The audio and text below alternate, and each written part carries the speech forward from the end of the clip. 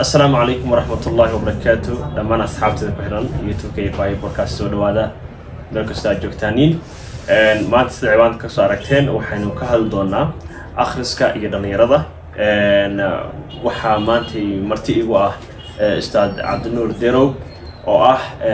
qoraa iyo intii wax weeyaanin wax badan akhriyay waxa rajeenayaa inaad wax badan aad ka faa'iideysan doontaan sidaan anigu faa'iideystay oo kale marka wax maanta nooga sheekeyn doona khibradiisa iyo buugaagta uu qoray iyo talooyin uu la wadaagi doono insha Allah dhalinyarta Soomaaliyeed meel walba ay joogaan ustaad bal faraxsanahay inaad maanta YouTube ka soo muuqato ugu horeyn waan ku soo dhaweynayaa hadaad bal dhalinyarta isbarto insha Allah soo dhawo سند ورا الفاية مركب هراء وكاجا من تعليم سيدا عند مرتي كريسة مركب مقعد وعبد النور دارو وحن سكوتريا شوكتا ما بعد قال المال كسماني ولو عن إسلية وما تنتيب وما بسلانين عن سكوتريا ون قال حلا قال مدو قليل مدو أنا قليل مدو مركا waxaan ahay arday barto sida dadka wax loo baro waxaan bartaa luqada Ingiriiska iyo English literature luqada Ingiriiska iyo suugaanteeda waxna waan akhriyaa inta karaankeyga marka inta halaha inaad ku soo koobiyo ما شاء الله استاذ مانتي ciwaankeenu waa akhriska dhalinyarada waxaan insha Allah ciwaankaas inaan maanta wax badan insha Allah noogu wada khibrada hadii aan ku horeyno istaa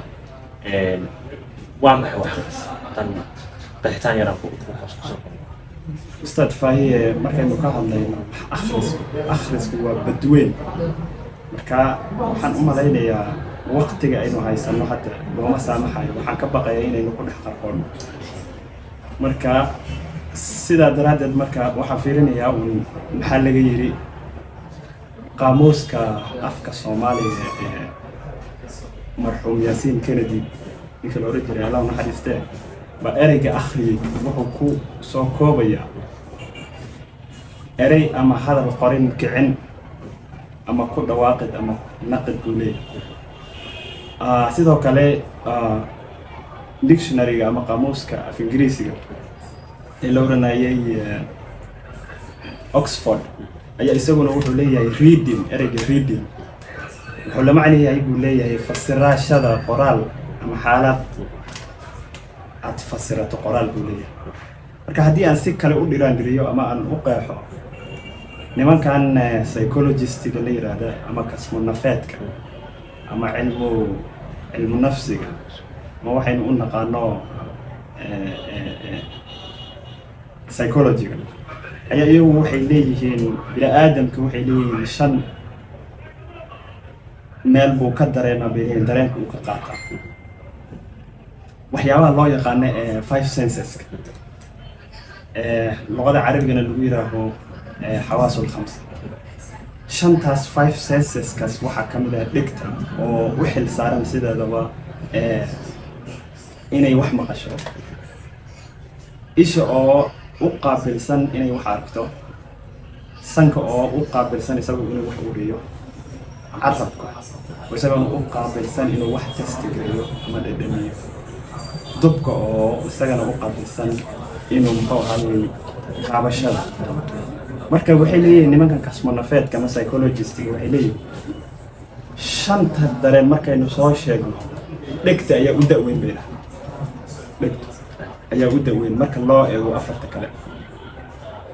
مثلا waxaynu leenahay marka isha iyo dhegtu teeba daweyn bay isweydiiyeen isha dhegta ayaa ka daweyn marka tusaale ahaan dhegtu waxay soo gudbisaa waxaanay isha ka warqabin ama aanay macnaha suurtagal u ahayn inay soo gudbiso مثلا hada tusaale basiid hadan ku siiyo ade magacaaga waa Maxamed Axmed Faahiye Soomaaliyeed محمود محمد فاير سمعنا هين تاريخ نورليدكي iyo warkii iyo wacaalkii awowga iyo xogtii oo dhameystiran aabahaba ku soo gudbiyay taariikh nololeedkiisa oo ay ka mid tahay maalintuu dhashay naqa warigu lahaa ilmihiisa ay hayeen muxuu ahaayey inamadiisa meeqaa habla ahaa wixii oo dhan ba iyadoo duuduuban baa aabbaha kuu soo gudbiyey marka hadalkaasi wuxuu ku soo gudbay nooc maxay ahayd dhigta soo gudbisay aynu suuraysanno marka haddii ka waran aabbaha uu qori lahaa buugga isaga ahaa adiga maanta intaad qaadato ustaad maxamed ee aad akhrin lahayd soo xog dhammaystiran kamaadan hesheen sidii hadda dhigta tii soo gudbisan horey ugu soo hadalnaa soo miyaan ahayn marka markaynu fiirino waxaynu ku doodi karaynaa marka akhrisku inuu yahay habka ama hayaanka aynu uga dhigi karayno isha mid la da-ay dhigta lasid yani usoo dugto waa saa ustaad maasha Allah marka ustaad faa'iidada uu leeyahay ayada khitaab والله أستاذي فائدة وآخرتي بواد بدن بل وحوي مانتي برد على فائدة دي مدة أتكسرتي أتكسر فائدة يو هدي جيران دور بو أو دنيا رضا سدين كتر بو تاز ورش نحن لا أستاذي رحت ما كان كارها وح أخرس بسبب dadku ujeedooyin kala jaad kala nooc bay wax u akhriyaan laakiin hal shay baan ku sheegayaa si duuduuban dadkii dunida tan wax ka bedelay maxay ahaydayay baal dahab ka galay falaasifadii Greek ka soo bilaw nimankii Aristotle iyo Plato iyo Socrates nimankaas ka soo bilaw culimadii islaamka ku soo dadka maxay ahaydayay teknolojiyada maanta aynu ku noolnayno keenay waxoo dhan markaynu isku dardarno kasoo bilaw ancient Greek waa xadaaradii Greek kasoo bilaw middle age ki ibn Rushd iyo ibn Sina iyo Khaldun kasoo sheekay Renaissance period ki waxa la dhaho an-nahda yagu imow Machiavelli ninka la oran jiray muxuu ahaayay buugga principle isku soo duuduub ilaa waqtiga aynu hadda maanta joogno hal shay bay ka sinaayeen joogtaynta dhaqdhaqaaqa wax akhriska ay muxuu ahaayay ka sinaayeen ha marka tusaale yar basiid ah hadaan ku siiyo maxaa laga yiri horta wax akhriska muhiimadiisu gabadh Scottish ah oo Aminata Forno la dhaho oo waxay ku caanbaxday inay qorto muxuu ahaa sheekooyinka shaqafaneed waxaanu u naqaano novelka ayay aad u qortay waxay leedahay tani waa wax u gooniha buugaagta bay leedahay waxay ku ogolanayaan inaad socoto oo aad maxay ahaydey jaan qaado adigoon meesha fadhido ka dhaqaaqin yani halka shay ee aad dunida ku maaray ee maxay ahaydey ku soo mari karayso adigoo halkaaga fadhiyo waa akhriska bay leedahay gabadh kale oo idana Mareykanka joogto oo la hiri la dan waxay leedahay haddii aad rabto inaad dal barato akhri qorayaashiisa يا قراجيش آخر بينا سيدا سي لمدا نين أساقنا مكتوين لداي أقوياhan جامعة بروفيسور جامعة مريكا ككليو هي إساقو حولية قف أنا رابين إنه وح أخرية حبكا ما فائدة برنا ميد إليتريد ومحبا أخرين كريم That's why اللولية يمركا 21st century illiterate معها روح محيا هيدي وحنا قرين وحنا أخرين معها وقفان بوجاج آخرين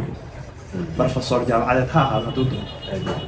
إن عالم هذا ضده هذا أنا وحبا آخرين إلا نسيدا اسكو أبديت كده أي واحد آخر يا مركز نينك الأورنجري مفكر إنسان مسارية أو هو هاي إسلامية يسكن ولا ليه يا عباس محمد العقاد أي يسكن وحليه وحيابها يجعل ليسيه إنا واحد آخرين إنا واحد آخرين وحكم ذا بوليه إنا كنا ولا حل نور taasina anina marra bay buuleeyahay hal nolol inaan ku noolaado yani si dabcaale inaan u noolaado marra ugu leeyahay marka nolosha tan baan rabaa inaan xagalla kala jaad aan ka eego taasa ay suuro gelisay buuleeyahay marka muhiimada guud ama mudnaanta markaynu ka hadalno markaad buug akhriso ustaadi waxaad guranaysaa miraha iyo ogaalka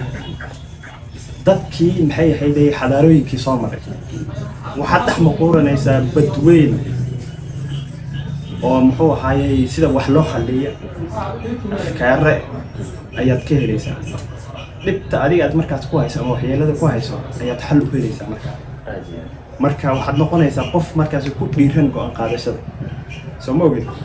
waxyaabaha kale ayaa la leeyahay Soomaali waxay dhahdaa war la heliyaaba tala la heli ina waxaynu leenahay marka wax la akhriyaaba tala la heli markaad wax akhrido baad helaysaa waxaad arkaysaa nolosha tan baad kala xagal ama vantage point of view wax la dhaho ayaad ka eegaysaa taasi marka waxay kuu suurtagelinaysaa dadkii hore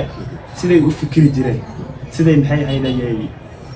waxyeeladooda iyo mushkilaadkooda u xallin jireen waxa waaye marka waa halka sidii aad ula noolaanta xadaarooyinkii dunida Soomaaliya oo dhan baad la noolaan karaysaa adigoo maxay ahayd jaan iyo cirib baa ya marka midda kale oo ani hadda kusoo koobayo waxay tahay marka akhrisku inuu isagana kaa saacido gawan raac diidnimo gawan raac waxaa la dhahaa marka farasta maxay ahayd aan danta lahayn oo iska joogta ay farasiya aaga socda iska raacdo ama waxaynu u naqaan dameeri dhan raacday dameeri dhan raacday marka dameer maxay ahayd dhan iskaga jeeda mid rarlaan oo meel u socotay iskaga socotay meesha ka soo baxdo iska raacay nacam marka ninka wax aqriyay wax badan aqriyay akhriska aad ugu fiican waxa la yiraahdaa inta maxay ahayd loo suureeyay ee u muuqato kuma qanco wax weyn buu arkay isagu wax buu suureystaa waxa aad hoos hor dhigtay mooyaane wax kale xidhan luqada Ingiriiska thinking out of the box fogaan arag weyn marka inda garaadnimada iyo maxay ahayd inaad u nacamleyso afkaara iyo dhaqanada dad kale kuma qanco inta badan ninka wax akhriyo marka waxay yiraahdaan ninka wax akhriyay ma aha mid maxay ahayd garwadeen uma noqdo niman siyaasiyiin garwad ama waxaan af Ingiriis ku niraano psychophancy garwadeen uma noqdo oo uma nacamleeyo siyaasiyiin iyo niman kale wax kuma shaqto oo maskaxdiisa ma aha mid la maamusho Ibrahim Garle ana waxa xariistay shaacirkii weynaa Soomaaliyeed wuxuu dhigi jiray baa maskaxdaada ay noqon maqal lagu leeyahay yaan toban muftax iyo lagu furan masabir hadii maskaxdaadii adiga la rabay inaad ku hindisto maxay ahayd wax ku hindisto aad ku fikirto la rabay hadii ay noqoto ka waran mid ay maxay ahayd bulshooyin iyo dad kale iyo ummad kale iyo cid kale inay ku timaado ay maxay ahayd kula isticmaasho wax kadeed marka akhriska marka wuxuu xeyndaab u yahay howlahaas oo dhan ma sha Allah بدنا dhalinyarada Soomaaliyeed wax akhriska way jecel yihiin laakiin wali meeshii la joogay ma taagna sanadii ugu dambeeyay waxa batay dhiirigelinta wax akhriska in dhalinyarada aad ugu dhiirigelin marka dhalinyarada badana akhrisku uu ku adeegay marka maxaad isdhihi lahayd dhalinyarada u soo jeedin lahayd akhriska sidee qofku akhriska isu jeclaysiin karaa oo u noqon karaa qof akhriska la qabsaday oo akhriska wax way macaansada soo noloshiisa wax badan uga bedelo marka mustaad horta generally markaynu ka hadalno ka Soomaali ahaan sooyaalka marka dib u eegto wax akhristu waa arrin anagu cusub dhaqankanaga kuma jiro sooyaalka marka dib u fiirisid Soomaalidu waa dad gabya oo muxuu maansoodo afka xoog leh oo maxay ahayd waxa luqada Ingiriiska lagu yiraahdo oral society waa ummad maxay ahayd codkar oo afmishaar oo through orally ku gudbiso maxay ahayd waxa la wixii information ama waxa hayso marka hadduu yahay marka akhrisku ama dhaqdhaqaaqa aynu hadda ka hadlaynay akhrintu waa marka concept ugu baho inagu cusub oo anaga aynu ka soo amaahanay ama na soo gaadhay geeyiga Soomaalida hadda aynu joogno hadduu saas yahay marka hadduu yahay marka akhrisku wax inagu cusub oo hadda dhawaan na soo gaaray marka wuxuu noqday marka in maxay ahayd lagu hungoobo marka oo maxay ahayd hal irid buu noqday markaasi oo furantay oo dadkii oo dhanba ka wada galeen hal mar iyadoo la xiriirinayn maxay ahayd qawaacidka sida wax loo akhriyo principles rules iyo sida wax loo akhriyo aan la aqoonin baa hal mar maxay ahayd lagu wada daatay marka haddii saas tahay ustaadi waxaan oran lahaa anigu marka hore horta waxa keeno in maxay ahayd lagu khalkhal galo wax akhrinto waxaan is leeyahay horta inaanan midga horeba maxay ahayd aan akrintaba maxay ahayday ay emotions iyo maxay ahayday shucuur anaga naqaatay uu iskaga galno soo ma fahmaysa peer pressure camal aan marka hore iskaga galno waanan u aqoonin anagoon anu fantamin aan akhrino labaad waxaan isdhihi lahaa waxaynu akhrino ayaa sabab u marka inaynu maxay ahayday ku khalkhalno inaan wax akhrino مثلا توبيجي أما مواضيع كواوين والمستوى عن أدميش محي هيدي أنا أكون عطمين بعد آخر ساعة أما محي هيدي مركزي نبغى هنا بعد آخر ساعة مركا dadku waxay leeyihiin marka Soomaalida markay guud ahaan dhaqan baa jiro oo muxuu ahaayay in maxay ahayd dhaqanka Soomaalida oo dhan caan ah laakiin dhalinyarada aan isleeyahay si gooni ah ugu saameeyay waxa way in maxay ahaydayay excuse ama qaladaadkii adi cilada bedelkiisa adi isu tiirin lahayd aad cid kale u tiirisa sama fahmi صح مسؤولية qof kale saarto mas'uuliyadda qof kale saarto waxaad arkaysaa ruux baa iska kaaya leeyahay buug soo qaday buu maxay preface-ka meesha ugu horeeyay soo horudhac inuu wax yar ka akhriyo iska leeyahay ninkan buugga qoray ruuxiisa lama akhrin karayo buug wax nahmala buu leeyahay nuxud mala marka sawir raadinaya ha dhibta marka adiga iska leh luqad ahaan ma dhisantahay horta luqada buugga ugu qoray ninka markaynu ka hadlayno buugaagtan mustaway u qoran yihiin صح markaynu mawduuc iyo wuxuu ka hadlay aanu ka soo tagno mustaway u qoran yihiin adigu buuggaanad iska soo qaado akhrini mooyaane ma waxaan maxay majaalkaasi ma wax baa kuu horreeyey marka ma wax baa kuu horreeyey terminology-ga maxay ahayd ninka qoraaga uu isticmaalay siiqada iyo hadalka soo u dhacayo ma maxay ahayd marka waad ku hungoobaysaa hadaan wax ku bilownin matalan tusaale ahaan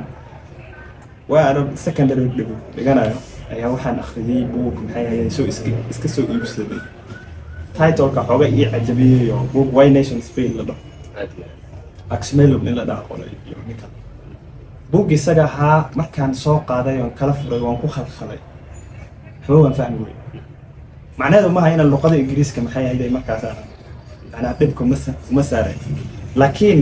wuxuu mawaadiicda uu ka hadlayo iyo waxaynu u naqaan geopolitics ama geography siyaasadeedka inuu ayaa markaas maxay la aqoontaydu mayna ballaadeen oo aniga mid bisla oo maxay sidaas u bislaan ma ahayn buugii after 4 years ama 5 years ayaa buugii isaga ku noqday yani waxyaabo xog iyo maxay ahayd information aan muwaagi marka hore aan ka helay baa hadda ka helay marka macnaheedu waxay tahay marka dhalinyaradu luqadda aad wax ku akhrinayso sibad isku tihiin horta سبب اسكتين توبك iyo waxaad baaranayso akhrinay sabab iskutiin dadku waa kala yar qaar buu wuxuu iska jecel yahay inuu akhriyo siyaasad mawaadiicda siyaasadda iska akhriyo qaar waxay jecel yihiin buugaagta falsafada inuu akhriyo qaar wuxuu jecel yahay inuu muxuu ahaayay akhriyo taariikhda qaar baa iska rabo inuu akhriyo maxay ahayd cilmu nafsiga ama psychology inuu akhriyo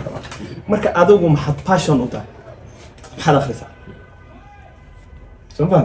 تاسع مركب كل حرن تاي إنه مركب لقدنا أهان عن دسنان أيام متيرنا إن محي هذا يلوخ خلاص إن محي هذا يتوبكي وكهلا يترمينولوجي يصيغر هذا الكسوق ودعيه عم محي هذا مركب أين كوع أنت تاسع كيني كريسو إن محي هذا وأي قوات كاتها مركب نقف كهدو عوانك أو جعلي هاي doorto waxa uu fududaanaysa inuu akhriska jeclaa marka su'aasha kale ustaad waxay tahay waqtigee baa ugu fiican qofku wax akhrin karaa akhriso waqtigee ugu habboon waqtiga sidoo waxaan is leeyahay anigu dhibta inay haysaa waxay tahay ka generally bil aadamka inaynu nolosha iska falsafadeen si falsafada aan maxay aan u qaadan noloshun ilaahay subxaanahu wa tacaala inaguma hayay inaguma xariirin inaguma dhigin noo fudaydiyay marka inaynu annaga maxay hayday isku xiriirin dhibaatadeeda leedahay marka waxaa la yiri reer bani Israa'iil baa waxaa la yiri arrin baa ka dhex aloosantay baa la marka xalkeedana waxaa la yiri sac soo qabta ee bireeya ku filanta saci iyo arrintii iyo xalkeedii marka falsafad ka dhigan hadiya waxay yiraahdeen marka sac noocee kalarkiisa iyo siduu yahay iyo waxaas iyo بينها ولو أتكي وحل لير مركا كالر أما محي هيدا مذب أو أن مرل على هي ليري كاسوا كمين استاجنا وحي ويدين دأدي هذا ويسي فلسفة دأدي oo maxay hayday saacay weydiyay da'an markaas meesha laga si ay naadirtay in la helo beri raya ayaa la yiri marka soo qabta marka nolosha inaynu markaas isku xiriiri ka dhignoy ma dad ba iska kaalay marka aad wax akhrinayso waa meel qabow oo zaxmi in jirin oo iska fiican inaad fariisato meesha sa fiican oo kugu haboon inaad ku akhriso qaar ba iska kaalay buuraha slopes buuraha ها شيخ فناد مركز قاعدين إذا أدبا هاي سفي على جوبا ميسن قاربة إسكا كايا له بد اليوم هاي ذا ويفس هيرك مركز محي هاي ذا يسوق دبي ها حبت تكسو آخر قاربة إسكا كايا قرحة قرحة نعم عصر مركز عصر كيسوف ريسة قلبي عدو داعيس خلك هاسي محي ذا شوف يعني وبوس عليه سا أستاذي وحن إن نورس اللفة فدي يا إما أنا وحن إلا مركز محي هاي ذا كان شو أما النفاس هاي ستي بوك سوق هذا فريسة أخ حد مرة قال أنت بدن مهيرة ولا وريدي قارب اسمك عليه أنت بات كمان كانت عندك قرط دوحات أركي سدابة وأخرياء حلقة في عنو وحلا أخرياء وورما وحيابه محن أخرياء سؤال هذا فرحة بدن داي بوك سوق هذا يكون فريسة أخرياء وقت قاعد نفاس هيس دتك قال الخبراء ده اسكو شيء أنت بدن محيس يعني يجا بخلق الجلي الجبلية الأصلية إلا إن جدول كاجي يكي جوا كليه مركا وقت قاعد نفاس لا أنا مليه قاربة إسكت عليه قلب على الآخرية قاربة أرورتي الآخرية كلها مركا النفاس لا ده ماشي حل جيت هبة فديسة وحقيقة دي قلت ما شاء الله أستاذ حجرتي بوك هذا قرار قرط اللي بعد بس أي شيء سكول تجي وقت سكول بوك حكى عن بارنتا وقتك qaabka ay tahay nabadkii loo kordhiyo loo dhaqmo haddana buug baa wadaa oo ku saabsan dhalinyarada dhammaantood waxay ku wada qoran yihiin English marka maxaad ku dooratay inaad luqadda Ingiriiska wax ku gudbiso sidoo kale haddii aad naga warbixiso bal bugaagta aad qortay waxyaabaha kaga hadlaysay ciwaanaha نعم أستاذي ضد إن اللغة الإنجليزية وحلو قراية وضد محوا هاي سوجرين هو تاني واجي استعمار كأفريقيا يو أنت الحدود من هاي هيدي أفريقيان كحديث كأرسنا كم حنيز لي يا هرتا لبا مفكر هاي هيدي مثل نيجيريا نهلا شنو أشبه وأنت بدن شيكوفانيت كيس أدكو عام حيو حكمت things fall apart iyo nin kale oo isna mufakir oo Kenyan oo isna professor Ngugi wa Thiong'o dhigi ayaa maxay helay dood noocan dhaxmartay mufakirka weyn ee professor Ngugi wa Thiong'o isagu Kenyaanka isagu wuxuu qabaa in luqadda Ingiriiska sideedaba iska daay iska dhaafo oo maxay hayday waa qaab isticmaar ah marka nin walba luqadiisa hooyo wax ku qortay uu aaminsan yahay buugaag badan buu luqadda ku qoray نيجا كله محي هيدا literary group يعني هو محي هيدا كتة تلقينا things fall apart نيجا قرر أو جنو أشياء بيسووا هو قضاء عرفتها كجدسن حلية اللغة الإنجليز كما أهان اللغة الإنجليز إنجلاند كلية لكلية ما وارتاح العالمي بوقا مركا عالم كوردن بس كله بوليه مركا ما هو حينو مركا إن حين بس كجا سارين وحكو قرناي معه labaad wuxuu leeyahay sida markii isticmaalka uu yimid Afrikaanka maxay hayday colonize garay waxa dhacday markaasi in maxay hayday suugaanti ama literature-ka Afrika ay markaas sawir qaldan ka bixiyaan oo luqadda Ingiriiska ku faafiyaan wuxuu dhahay markaas si aynu waxyeeladaas iyo beent iyo dacayada iyo hagardaamadaas conspiracy aynu uga hortagno waa inaynu luqadda Ingiriiska wax ku qornaa si aan u beenino صوركان مدوبة خيالي أنا لقى فافي يقولي مركو حو قبا سبو إن محو هاي اللغة الإنجليز كأي تاي مركان نم والبكونتينت والبا أما سوسايتي والبإنجليز كذا أي لا ده إنديان هديين إنديان إنجليش باجرو إسكا كالية European English, American English, African English baan wax ku qoraa buu leeyahay marka oraahdiisa waxaa ka mid ah he uses to write an English to express a new coming out of African experience in a world wide language. يعني luqada Ingiriis oo dadka oo dhan wada fahmayaan oo caalami ayaan wax ku qoraa si aan u gudbiyo waxaynu ku fiicannahay maxay ahaydee pride of Africa inaynu ku gudbin saas ana marka waxaan is leeyahay arrin kale oo aniga maxay ahaydee aan is leeyahay waa ku saabsan in luqada Ingiriis wax ku qoro ustaadi ma is leeyahay aniga inaan hadalno hadalka iyo qoraalka waa kale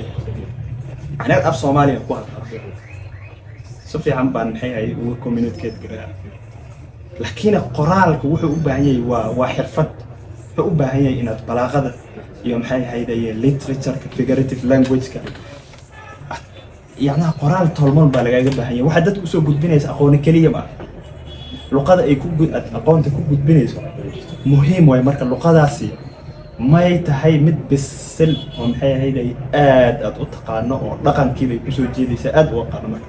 maadaama marka luqada Ingiriiska waagi tan iyo waagi maxay ahayd kindergartenka primary-ga nursery ka soo bilaabo primary-ga secondary hadda aan jaamacad ku dhigto waliba takhasuskaygu waa luqada Ingiriiska luqada Ingiriiska marka haday tahay waa tii la igu fikirsiiyay marka wala igu fikirsiiyay aan ku fikiray marka oo aan aqoonta maxay ahayd aan ku akhriyay wax badan ku akhriyay aan dood ku galay oo muxuu ahaayay aan wax badan ku baaray marka af Soomaaliga laftirkiisa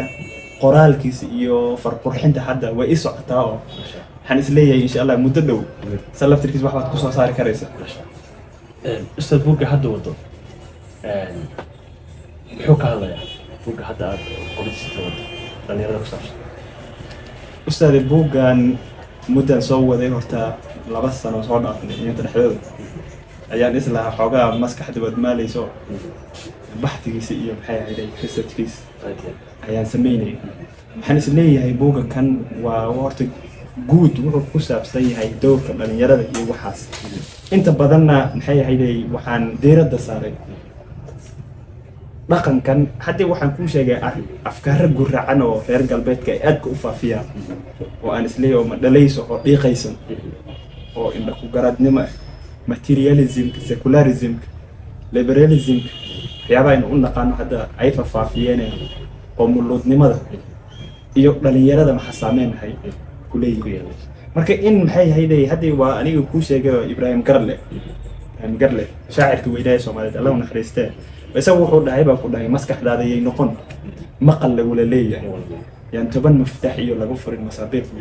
يعني maskaxdii aad rabtay inaad ku fikirto aad ku noolaato oo maxay hayday wax ku soo kordhiyo haday noqoto ka waran mid reer galbeed u shaqeyso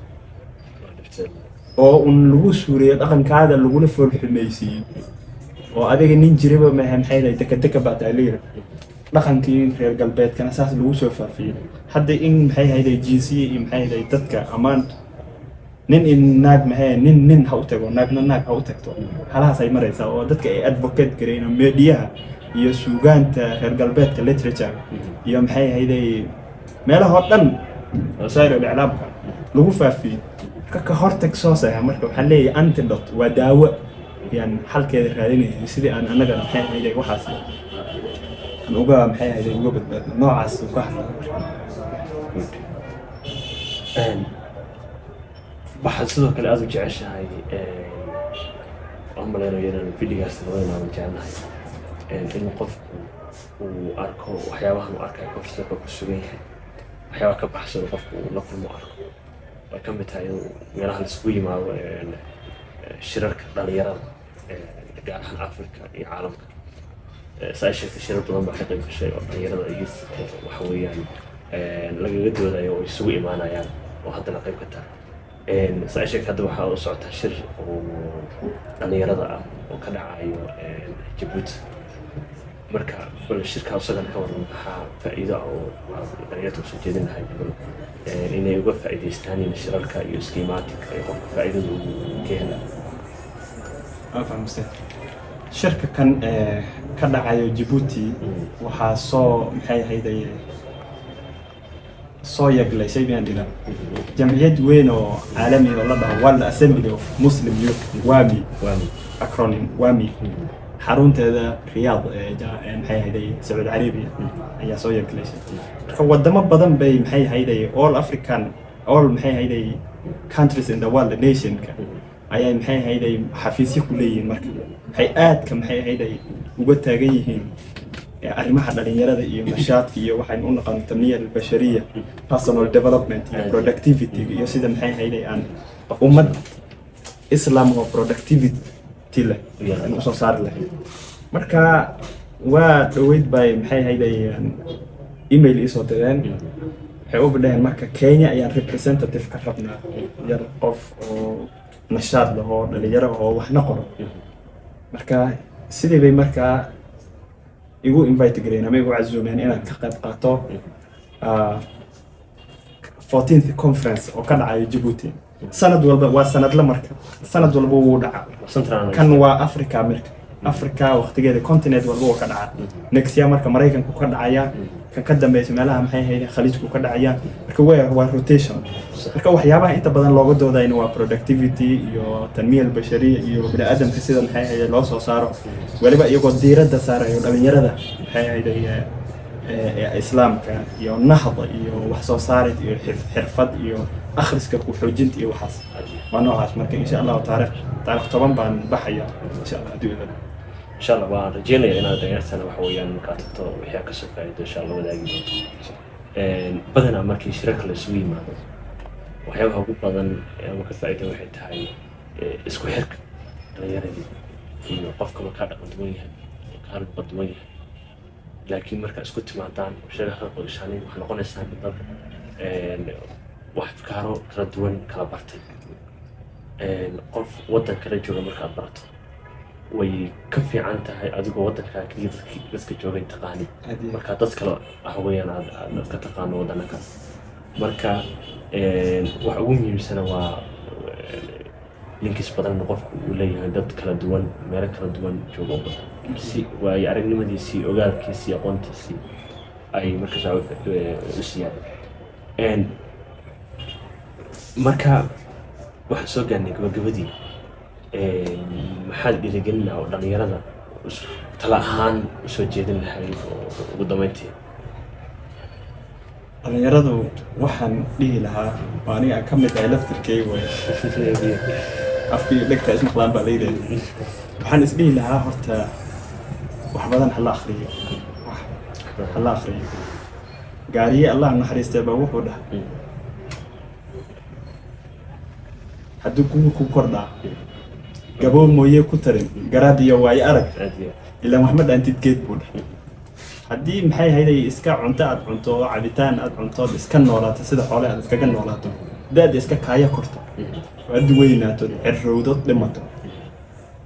waxba ma soo kordhin marka ustaad oo maxay hayday dadkan mentorship ii sameeyay kamid ah waseen wuxuu leeyahay haddii maxay hayday aad productive ahayn oo aad dunida tan waxba ku soo kordhinayn هذا دبعته كوي بودي هذا دبعته كوي marka waxaan leeyahay dhalinyarada marka halka shay ee aan waayo aragnimada iyo maxay hayday horumar iyo productivity aynu u sameyn karayno waa wax akhris waxaan dhihi lahaa waayo akhris